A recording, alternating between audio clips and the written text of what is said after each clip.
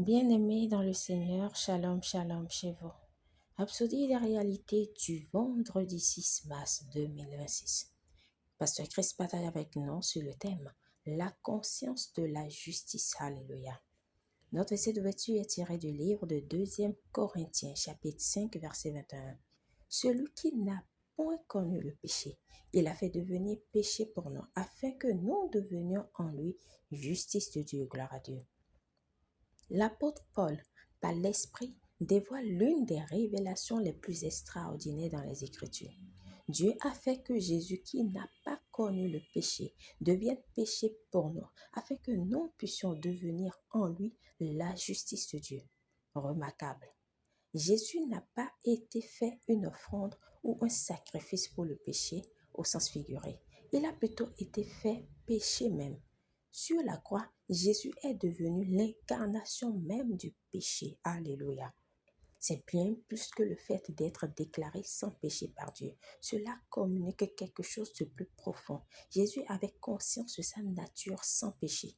Il était conscient de l'absence de péché. Il vivait en sachant qu'il n'y avait aucune trace de péché en lui.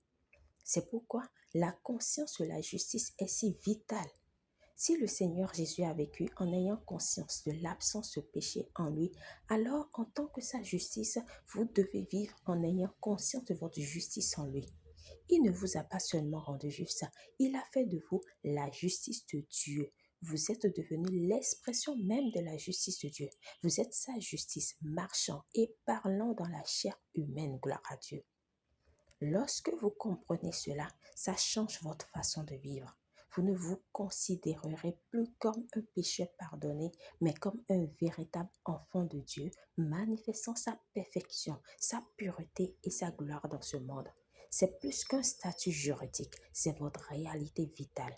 Il a dit dans Ésaïe 54, verset 17, « Leur justice vient de moi. » Alléluia.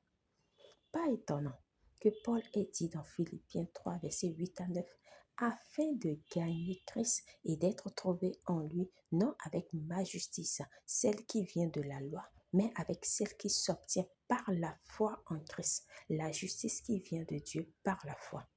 Soyez toujours conscient de votre justice en lui.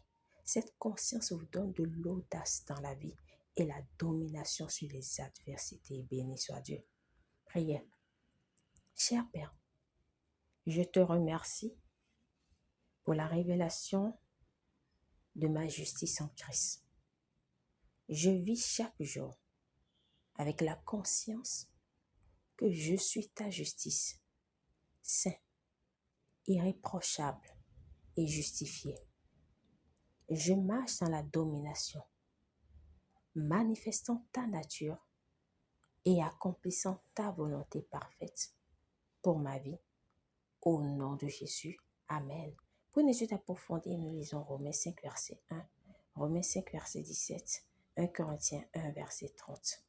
À présent, nous aimerions vous donner l'opportunité d'accepter le Seigneur Jésus-Christ dans votre cœur et dans votre vie.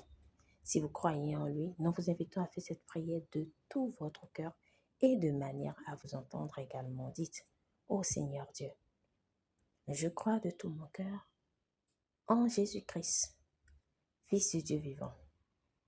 Je crois qu'il est mort pour moi et que Dieu l'a ressuscité des morts.